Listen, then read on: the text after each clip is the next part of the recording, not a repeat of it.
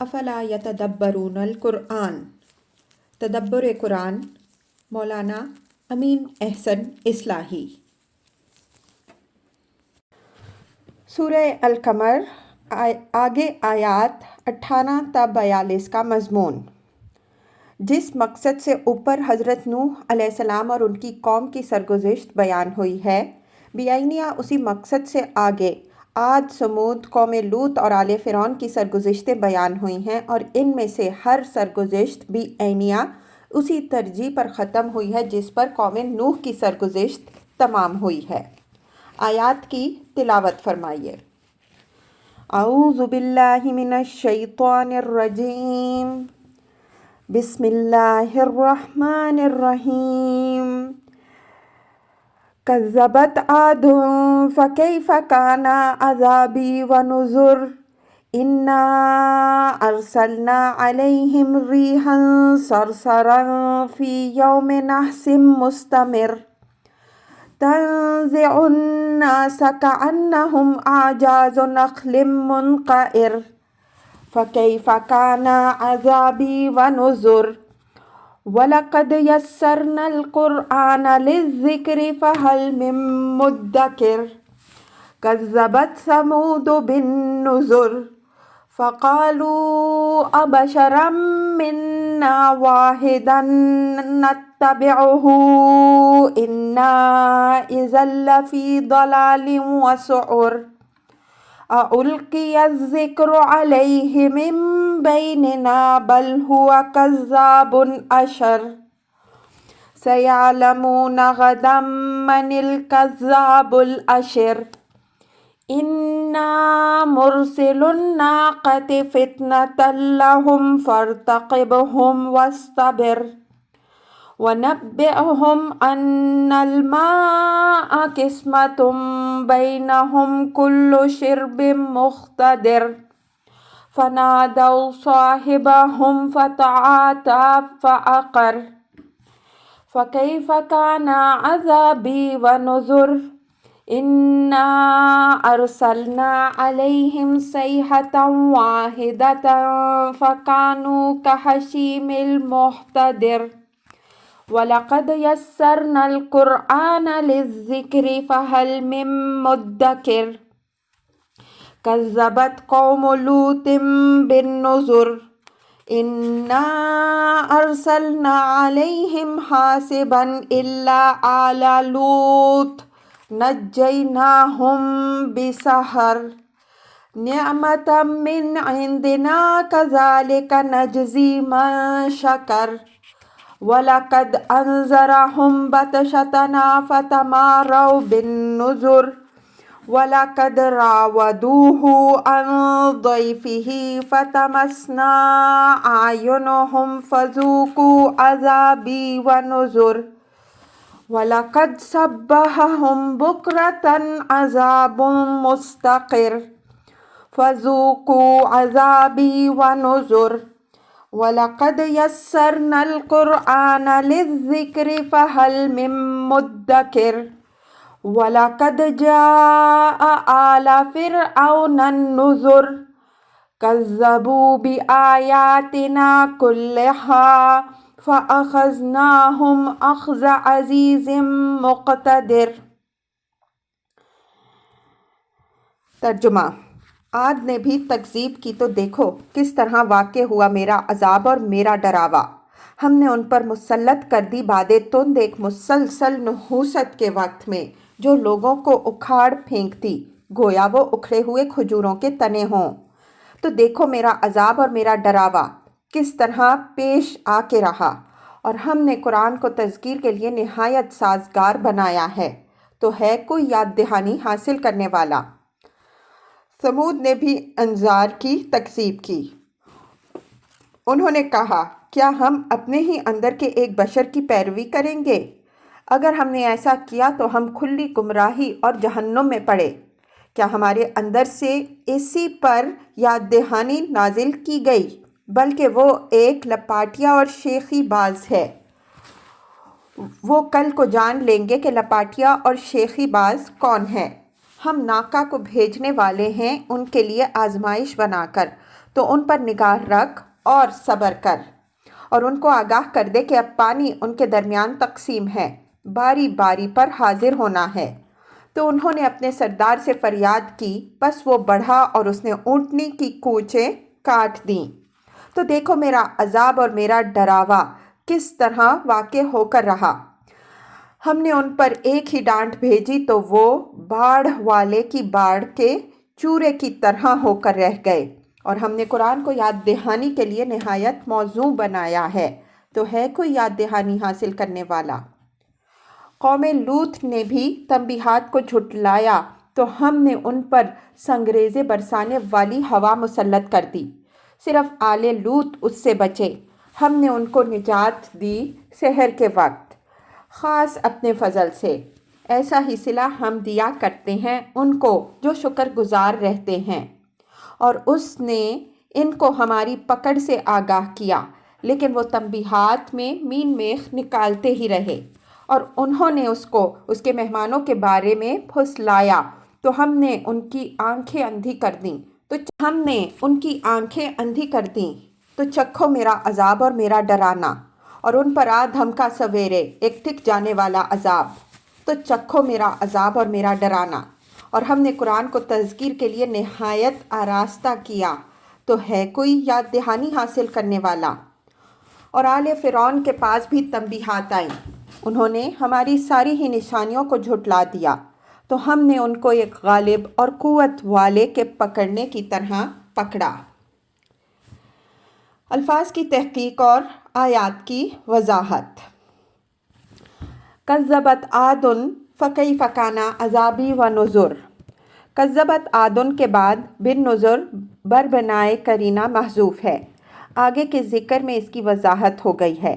چنانچہ فرمایا ہے کذبت ثمود بن نذر۔ نذر نذیر کی جمع ہے اور انذار سے اسم یا حاصل مصدر بھی۔ اگر نذیر کی جمع مانیے تو اس کے معنی ہوں گے کہ ڈرانے والے رسول، آگاہی دینے والی نشانیاں، بیدار کرنے والی تنبیہات۔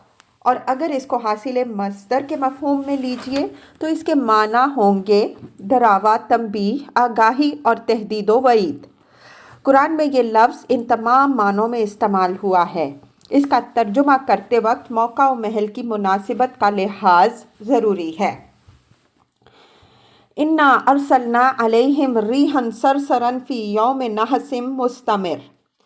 یہ اس عذاب کی وضاحت ہے جو قوم عاد پر اللہ تعالیٰ نے مسلط کیا۔ فرمایا کہ ہم نے ان پر شمال کی باد تند مسلط کر دی۔ سرسر شمال کی اس باد تند کو کہتے ہیں جو سردیوں میں چلتی ہے، جس سے ہر چیز پر ایک عام نحوست چھا جاتی ہے۔ یہ زمانہ عرب میں قحط کا زمانہ ہوتا، اس وجہ سے اہل عرب اس کو یوم نحس یا ایام النحسات کہتے۔ آیت میں یوم نحس سے کوئی معین دن مراد نہیں ہے، بلکہ وقت اور زمانہ مراد ہے۔ عربی میں یہ اس معنی میں معروف ہے، چنانچہ دوسرے مقام میں یہی مضمون ایام نحسات کے الفاظ سے بیان ہوا ہے، اور بعض مقامات میں یہ تصریح بھی کی ہے کہ یہ باد تند ان پر 7 راتیں اور 8 دن مسلط رہی۔ لفظ مستمر سے اس حقیقت کی طرف اشارہ مقصود ہے کہ یہ ہوا وقتی جھونکے کی طرح نہیں چلی کہ لوگ اس کو سہ لے جاتے، بلکہ 7-8 دن کے لیے وہ ان پر عذاب الہی بن کر مسلط رہی۔ تنزع الناس کأنہم اعجاز نخل منقعر۔ ہوا کے زور اور اس کی قہر مانیت کا یہ حال تھا کہ وہ لوگوں کو اس طرح اکھاڑ پھینکتی گویا وہ کھجوروں کے کھوکھلے تنے ہوں۔ سورہ حاقہ میں منقعر کی جگہ لفظ خاویہ آیا ہے، جس کے معنی کھوکھلے کے ہیں۔ قرآن کے دوسرے مقامات میں یہ اشارہ موجود ہے کہ جب باد تند چلنی شروع ہوئی تو وہ جو جہاں تھا وہیں زمین سے چمٹ کر رہ گیا، لیکن ہوا کا زور بڑھتا ہی گیا، اس وجہ سے کسی کو اٹھنا نصیب نہ ہوا۔ اسی حال میں سب فنا ہو گئے اور ان کی لاشیں ہوا کے زور میں اس طرح لڑکتی پھرتی تھیں جس طرح کھجوروں کے کھوکھلے تنے لڑکتے پھرتے ہیں۔ ان کے عذاب کی پوری تفصیل سورہ زاریات کی تفسیر میں گزر چکی ہے۔ फ़कैफ़ काना अज़ाबी व नुज़ुर वलक़द यस्सरना अल-क़ुरआन लिज़्ज़िक्र फ़हल मिन मुद्दकिर। ये आयतें कौम नूह की सरगुज़िश्त के आखिर में ऊपर गुज़र चुकी हैं और इनकी वजाहत भी हो चुकी है। कज़्ज़बत समूद बिन्नुज़ुर फ़क़ालू अबशरम मिन्ना वाहिदम नत्तबिअहु इन्ना इज़न लफ़ी दलालिन व सुउर। यानी कौम समूद ने भी इसी तरह रसूल की तंबीहात की तकज़ीब की। उन्होंने कहा कि अगर हम अपने ही अंदर के एक बशर को रसूल मानकर उसकी पैरवी करें तो इसके माना ये होंगे कि हम गुमराही में पड़े और भाड़ में गए। आम तौर पर मुतरजमों ने सुउर का तर्जुमा जुनून किया है, लेकिन यहाँ ये लफ्ज़ जिस उसलूब से इस्तेमाल हुआ है वो इस माना से इबा करता है। मेरे नज़दीक ये सईर की जमा और आग के माना में आया है। इसी सूरा की आयत 47 में है, इन्नल मुजरिमीन फ़ी दलालिन व सुउर। बेशक मुजरिमीन गुमराही में हैं और जहन्नुम में पड़ने वाले हैं। ज़ाहिर है कि ये इंतज़ार हज़रत सालेह अलैहिस्सलाम ने भी अपनी कौम को किया होगा। उन्हीं की कही हुई बात कौम ने उनके ऊपर उलट दी कि ये कहते हैं कि अगर हमने इनकी बात ना मानी तो हम गुमराही में हैं और जहन्नुम में पड़ेंगे। हालांकि अगर हम उनके पैरों बन गए तब गुमराही में मुब्तला होकर जहन्नुम के सज़ावार ठहरेंगे। भाड़ में जाने और जहन्नुम में पड़ने के मुहावरे हमारी ज़बान में भी मारूफ हैं। गुमराही और जहन्नुम में सबब और मुसब्बब का रिश्ता वाज़े है, लेकिन गुमराही और जुनून में इस तरह का कोई ताल्लुक़ समझ में नहीं आता। अउल्किया ज़िक्रो अलैहि मिन बैनिना बल हुआ कज़्ज़ाबुन अशिर। यानी अव्वल तो यही बात अजीब है कि अल्लाह ताला किसी बशर को रसूल बनाए, लेकिन उससे भी अजीब तर ये है कि इस कार्य अजीम के लिए उनकी नज़र इंतखाब हमारी पूरी कौम के अंदर से इन्हीं के ऊपर पड़ी। आखिर इनके क्या ऐसे मोती टंके हुए हैं कि अल्लाह को अपनी हिदायत उतारनी हुई तो उसने इन पर उतारी। जो लोग पुश्त से कौम की सरदारियों पेशवाई कर रहे हैं, आखिर वो क्यों नज़रअंदाज कर दिए गए। बल हुआ कज़्ज़ाबुन अशिर, यानी ये बिल्कुल नामुमकिन है कि ये शख्स अपने दावे और अपनी दावत में सच्चा हो, बल्कि ये बिल्कुल झूठा है और साथ ही शेखी बाज है। इस वजह से रसूल होने का दावा करके हमारे ऊपर धौंस जमाना और अपनी बरतरी का सिक्का बिठाना चाहता है।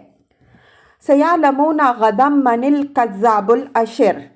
ये अल्लाह ताला ने उनकी बात का बरसरे मौका जवाब दिया कि ये बकवास करनी चाहते हैं, कर लें। फैसले की घड़ी करीब है, अल्लाह का अजाब आया ही चाहता है। उस वक्त ये देख लेंगे कि झूठा और शेखीबाज कौन है। इन्ना मुरसिलुन नाक़ति फ़ितनतन लहुम फ़र्तक़िबहुम वस्तबिर। ये उस अजाब की तमहीद है जिसकी तरफ ऊपर वाली आयत में इशारा है। फरमाया कि हम एक ख़ास ऊँटनी को उनके लिए एक आजमाइश बनाकर भेजने वाले हैं, तो तुम उन पर निगाह रखो और सब्र के साथ हालात को देखते जाओ। मतलब ये है कि देखो ये ऊँटनी के साथ क्या मामला करते हैं और फिर किस अंजाम से दो चार होते हैं। उस ऊँटनी के आजमाइश होने की शक्ल आगे वाली आयत में बयान हो रही है। वनब्बिअहुम अन्नल माअ क़िस्मतुन बैनहुम कुल्लु शिर्बिन मुख्तदर। अल्लाह ताला ने एक ऊँटनी नामज़द करके हज़रत सालेह अलैहिस्सलाम को हुक्म दिया कि इन लोगों को आगाह कर दो कि पानी पीने का जो घाट है, अब उस पर पानी पिलाने की बारी तकसीम कर दी गई। अब हर एक को अपनी बारी पर हाजिर होना होगा और जो बारी अल्लाह की ऊँटनी के लिए मुकर्रर कर दी गई है, किसी को हक नहीं होगा कि उसकी बारी में कोई उससे तारुज़ करे। अगर ऊँटनी को कोई गुज़न पहुँचाया गया तो ये अल्लाह के अज़ाब का पेश ख़ैमा होगा। ये इम्तिहान अल्लाह ताला ने इसलिए मुकर्रर फरमाया कि उनके अंदर का सारा खोट बाहर आ जाए और आश्कारा हो जाए कि उनकी सरकशी का पारा कितना चढ़ चुका है। ज़ाहिर है कि इस तंबीह के बाद कि ये ऊँटनी अज़ाब इलाही का निशान है, उसको गुज़न पहुँचाने की जसारत वही कर सकते थे जिनको ख़ुद पैगंबर पर हाथ उठाने में कोई खौफ माने नहीं हो सकता था। किसी कौम के तुग़यान की यही हद है जिस पर पहुँच जाने के बाद वो अल्लाह के अज़ाब की मुस्तहिक होती है। اس کے بعد اتمام حجت کے لیے کوئی اور چیز باقی نہیں رہ جاتی۔ فنادوا صاحبهم فتعاطى فعقر۔ قوم کے لوگ بھلا اس پابندی کو کب گوارا کرنے والے تھے؟ انہوں نے سمجھا کہ یہ محض حضرت صالح علیہ السلام کی دھونس ہے، چنانچہ اپنے سردار سے انہوں نے فریاد کی۔ وہ بدبخت کا اور اونٹنی کی کونچیں اس نے کاٹ دیں۔ تعاطا کے معنی پنجوں پر کھڑے ہو کر کسی کام کے لیے اقدام کرنے کے ہیں، یعنی اپنے زعم میں اس نے بڑی بصالت دکھائی اور اپنی قوم کے لیے ایک نہایت جرأت مندانہ قدم اٹھایا، لیکن اس کی یہ جسارت پوری قوم کو لے ڈوبی۔ لفظ عقر اونٹ کی کونچیں کاٹ دینے کے لیے آتا ہے۔ کونچیں کاٹ دینے کے بعد اونٹ یا اونٹنی کا زندہ رہنا ناممکن ہو جاتا ہے۔ فَكَيْفَ كَانَ عَذَابِي وَنُذُرِ۔ اس آیت کی وضاحت اوپر ہو چکی ہے۔ اس واقعے کے بعد اللہ تعالیٰ کے انذار کے مطابق ان پر عذاب آدم کا۔ قرآن کے دوسرے مقام سے معلوم ہوتا ہے کہ اس کے بعد ان کو صرف 3 دن کی مہلت ملی کہ اب بھی اگر وہ توبہ کرنی چاہیں تو کر لیں، لیکن انہوں نے کوئی فائدہ نہیں اٹھایا۔ اِنَّا أَرْسَلْنَا عَلَيْهِمْ صَيْحَةً وَاحِدَةً فَكَانُوا كَحَشِيمِ الْمُحْتَظِرِ۔ یہ اشارہ اس عذاب کی طرف ہے جو ان پر آیا۔ صیحہ کے معنی کڑک کے ہیں۔ دوسرے مقام میں لفظ صاعقہ بھی آیا ہے۔ استاد امام رحمہ اللہ نے سورہ ذاریات کی تفسیر میں اس عذاب کی نوعیت پر قرآن کی روشنی میں مفصل بحث کی ہے۔ آخر میں خلاصہ بحث ان الفاظ میں پیش کیا ہے۔ اس تفصیل سے معلوم ہوا کہ ان کے اوپر اللہ تعالیٰ نے سرما کے بادلوں، تند ہوا اور ہولناک کڑک کا عذاب مسلط کیا، لیکن اصل تباہی ہوا کے تصرفات سے واقع ہوئی۔ اس وجہ سے اگر اثر سے مؤثر پر استدلال کرنے کا طریقہ اختیار کیا جائے تو یہ بات بھی نکلتی ہے کہ ان پر اللہ تعالیٰ نے سرما کی دھاریوں والے بادل بھیجے، جن کے اندر ہولناک کڑک اور بہرا کر دینے والی چیخ بھی تھی۔ یہ امر بھی واضح رہے کہ اس طرح کی گرج چمک کے لوازم میں سے ژالہ باری بھی ہے، جو اگر شدت اختیار کر لے تو سنگ باری کے ہولناک عذاب کی شکل اختیار کر لیتی ہے اور ہر چیز کو بھس بنا کر رکھ دیتی ہے۔ فَكَانُوا كَحَشِيمِ الْمُحْتَظِرِ۔ محتضر باڑ بنانے والے کو کہتے ہیں۔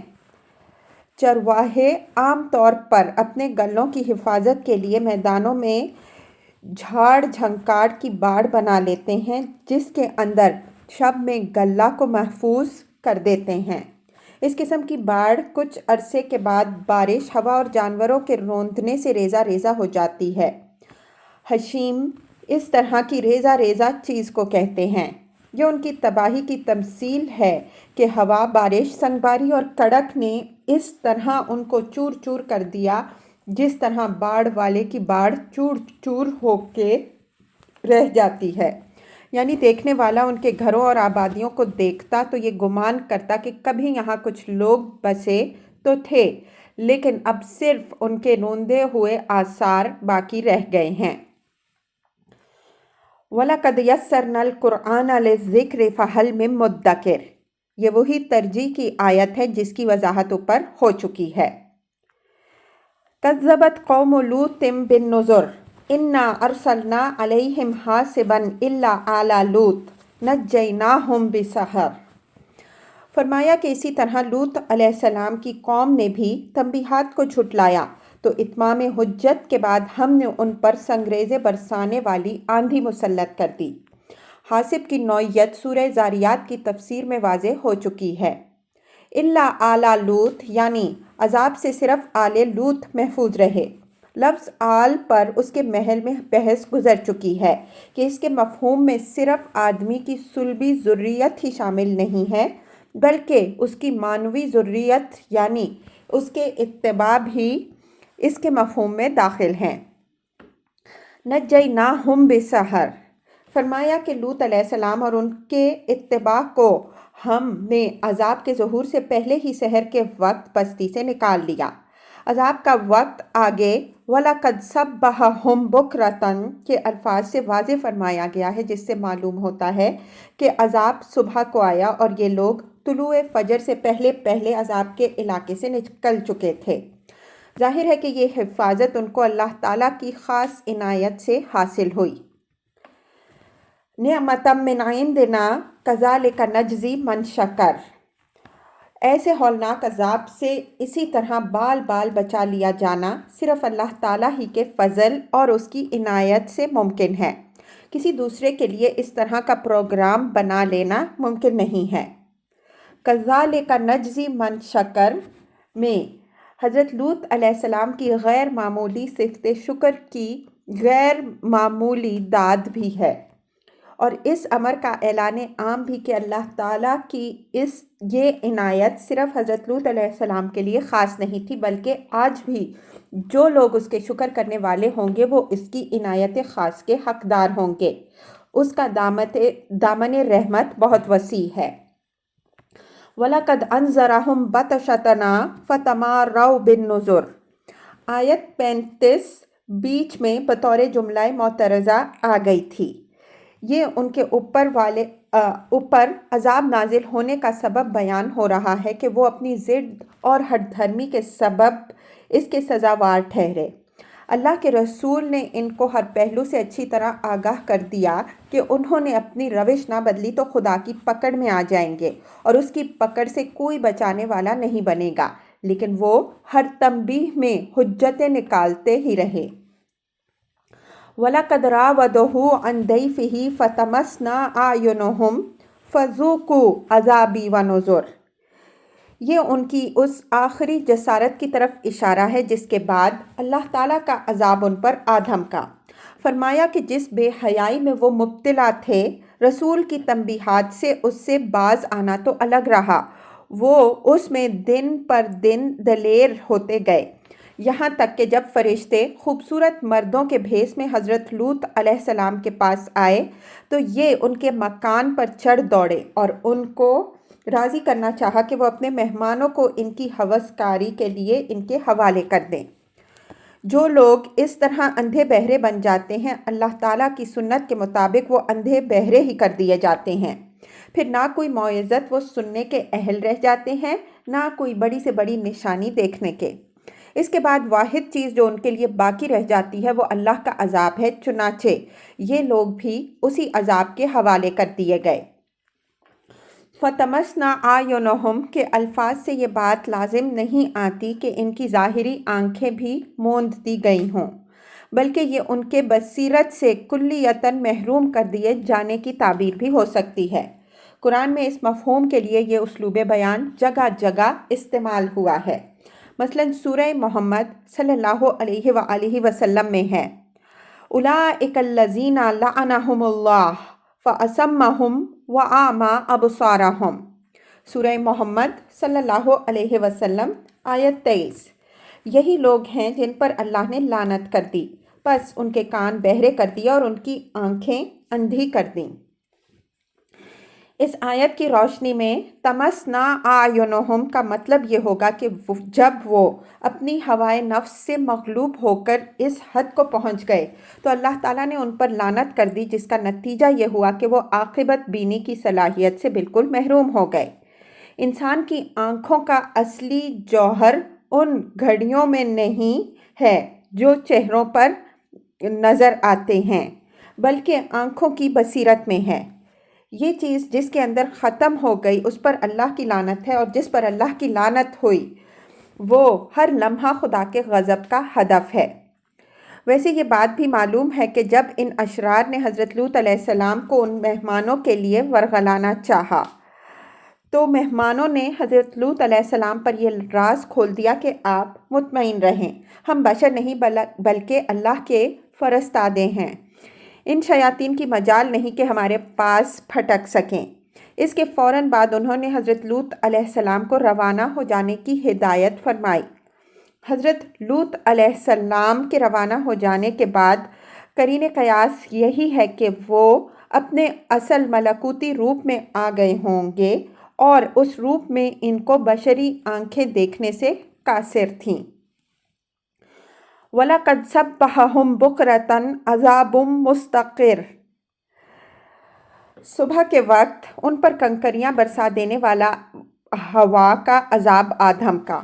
अरब में हमला और गारतगरी का वक्त बिलउमूम सुबह ही का वक्त होता है। इस वजह से लफ्ज़ सब्बहा इस माना में आने लगा। ऊपर इशारा गुजर चुका है कि हज़रत लूत अलैहिस्सलाम अपने इत्तिबा के साथ सहर के अव्वल वक्त बस्ती से निकल चुके थे। यहाँ ये वजाहत है कि अजाब तुलुए सुबह के बाद आया। इससे ये बात निकलती है कि हज़रत लूत अलैहिस्सलाम के बस्ती से निकलने के बाद अजाब के आने में इतनी देर हुई कि हज़रत लूत अलैहिस्सलाम अजाब के इलाका से बाहर निकल गए। मुस्तक़िर से मुराद टिक जाने वाला अजाब है। अजाब एक तो वो है जो महज तंबीह के लिए आता है, जिसमें काफिर और मोमिन दोनों बिला इम्तियाज़ हिस्सा पाते हैं। अलबत्ता मोमिन इससे इबरत हासिल करता है और काफिर इससे अपनी कसावत क़ल्ब में इजाफ़ा करते हैं। दूसरा अजाब वो है जो रसूलों की तकज़ीब के नतीजे में मुकज़्ज़िबीन का फ़ैसला कर देने के लिए आता है। ये अजाब जिस कौम पर आया उसने वहीं डेरे डाल दिए। अहले ईमान तो उस इलाके से निकाल लिए गए, लेकिन जिन्होंने रसूल की तकज़ीब की वो सब वहीं फना कर दिए गए। मुस्तक़िर से मकसूद उस हकीकत की तरफ इशारा है कि ये अजाब कोई ऐसा अजाब नहीं था जो एक झोंके की तरह आया और गुज़र गया, बल्कि ये वहीं टिक के रह गया। फ़ज़ूक़ू अज़ाबी व नुज़ुर वलक़द यस्सरनल क़ुरआन लिज़्ज़िक्र फ़हल मिन मुद्दकिर। ये वही तरजीह है जो ऊपर वाली सरगुज़िश्तों के साथ गुज़र चुकी है और जिसकी पूरी वजाहत हो चुकी है। वलक़द जाअ आला फ़िरऔनन नुज़ुर कज़्ज़बू बिआयातिना कुल्लहा फ़अख़ज़नाहुम अख़ज़ अज़ीज़िम मुक़तदिर। ये आखिर में फ़िरौन और उसकी कौम के अंजाम की तरफ बिल इजमाल इशारा कर दिया। आले फ़िरौन से मुराद ज़ाहिर है कि सिर्फ फ़िरौन के अहलो अयाल ही नहीं बल्कि उसकी पूरी कौम है। नुज़ुर यहाँ जमा के मफ़हूम में है और कज़्ज़बू बिआयातिना कुल्लहा के अल्फाज से इसकी वजाहत हो गई। यानी ये इशारा इंजार की उन तमाम निशानियों की तरफ है जो हज़रत मूसा अलैहिस्सलाम के हाथों मिस्रियों को कहरे इलाही से डराने के लिए ज़ाहिर हुई और जिनकी पूरी तफसील तौरात में मौजूद है और कुरान ने भी इनका हवाला दिया है और हम इनकी वजाहत कर चुके हैं। इन निशानियों में से हर निशानी आंखों की पट्टियां खोल देने के लिए काफ़ी थी, लेकिन फ़िरौनियों के दिल इतने सख्त हो चुके थे कि वो सारी निशानियां देखने के बाद भी अंधे ही बने रहे। अख़्ज़ा अज़ीज़ मुक़तदिर से इस हकीकत की तरफ इशारा मकसूद है कि जब हमने उनको पकड़ा तो इस तरह पकड़ा जिस तरह एक ज़बरदस्त और बेपनाह कुदरत वाला पकड़ता है, जिसकी पकड़ से कोई भी किसी को बचा नहीं सकता।